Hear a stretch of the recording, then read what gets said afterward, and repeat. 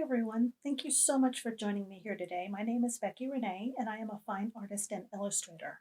Today I'm going to be sharing with you my watercolor basic setup.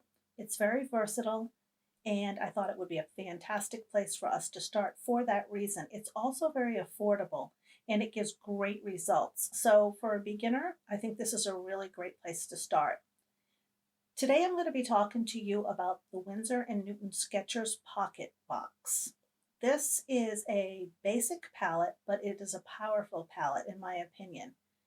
It has 12 colors. It comes with 3 mixing wells, a travel brush, and you can make just about any color that you need out of those 12 colors that are in there. You have a cool and a warm yellow, cool and warm red, cool and warm blue, cool and warm green, a yellow ochre, a burnt sienna, I don't know if it's an ivory black or a lamp black, and a white.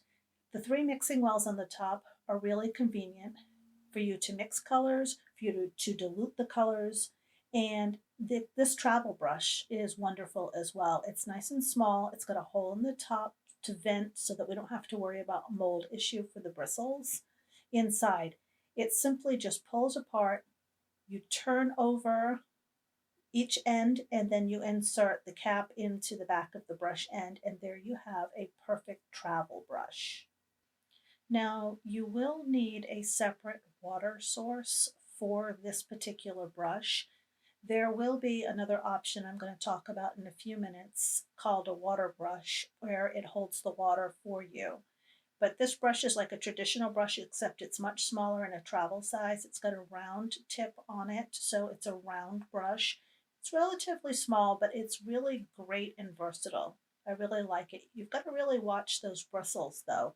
When you're done, you're going to want to dampen the brush and you're going to want to smooth out all of the bristles so that when you put it back in the cap, you're not damaging any of those bristles. You can really ruin this brush very easily if you're not super careful. Not a sopping wet brush, just a damp brush goes back into the cover. The hole on the top prevents it from getting moldy. This is the water brush I was telling you about.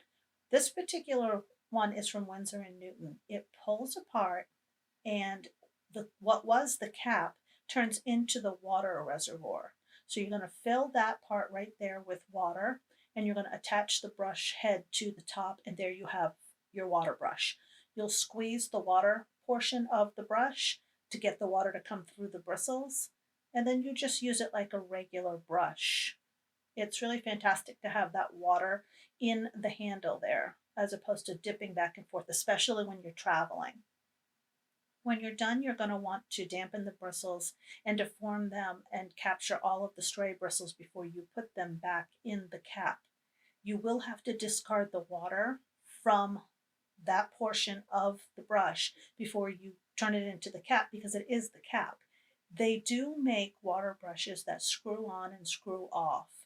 Those brushes, you just fill them with water, you screw it together. It comes with a separate cap, so you can travel with the water brush intact and you don't have to discard the water after every use.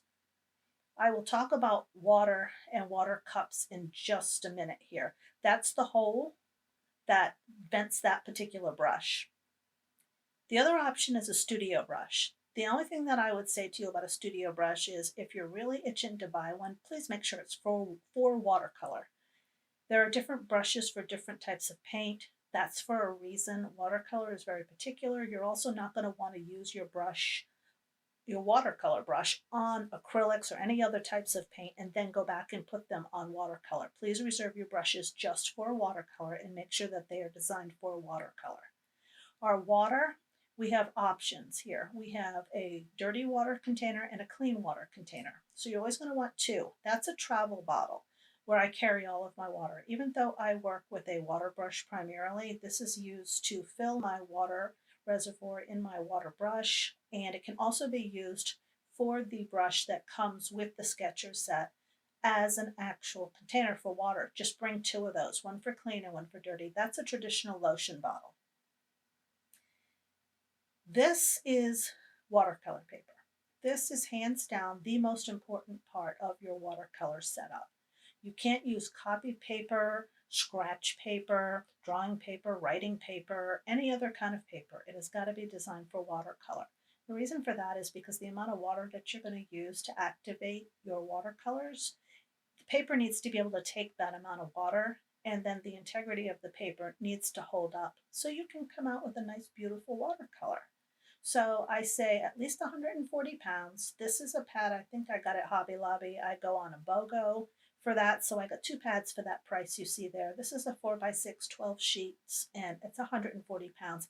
Comes in different textures, but I'll get into all of that in a different video. But all you need to know right now is 140 pounds and make sure that it's designed for watercolor. The next thing that you're going to need is also important. It's got to be lint free, whether it's a rag, a cloth, a paper towel, a kitchen towel, whatever your fancy is on that. I would not recommend face tissues though. And there you have it, your basic watercolor setup. It's relatively affordable. I would say between $30 and $35 for the sketcher set, the water bottle, the paper, your rag, and you should be totally good to go. Any questions, you can just feel free to leave them in the comments and I'd be more than happy to answer them. You can follow me on social media at BecksFineArt or on my website at BecksFineArt.com. Thank you so much for hanging out with me here today. And until the next time, take care, stay safe, and happy painting. Bye-bye.